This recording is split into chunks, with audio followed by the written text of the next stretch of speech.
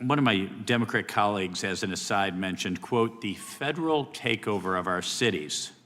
And I don't know whether my Democrat colleagues, for some reason, liked Washington, D.C. better when it was more dangerous and more violent, when there were more robberies and carjackings and murders and rapes. But what has the crime picture in Washington, D.C. looked like since the so-called federal takeover? 2,100 arrests, 37% decrease in violent crime, same time last year, 60% decrease in gun crimes, 74% decrease in carjackings, and 53% reduction in homicides in Washington, D.C. in the last month alone. Very good. And I thank you so much for your testimony. I know it's been a long day, so I'll give you a little break and yield back the rest. Gentleman yield. My time. Gentleman yield. Yes, and yes. Director Patel, what's a 302? It's a report, the number of the report, whenever an FBI agent goes out and interviews someone.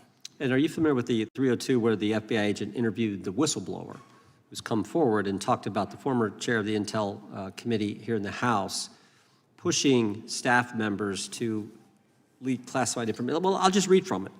Staffers were instructed to use, this is from the 302, interview this person. Staffers were instructed to use any sources that had developed within the United States intelligence community to gather information, which would then be made public through the media in order to compel public opinion. You familiar with that? I am. Yeah, and that's how they played the game, wasn't it? Leaking information, classified or otherwise, true or otherwise, to create this public opinion to compel action to undermine the president. Is that accurate? I believe so. Just one other point I would make from this. This witness also said in the 302 that the agent recorded that the witness provided the interviewing agents with copies of both his handwritten notes and an email. So he gave them the stuff he wrote, and at the actual time this was taking place. That's all in the 302, right? Yes, sir. All right.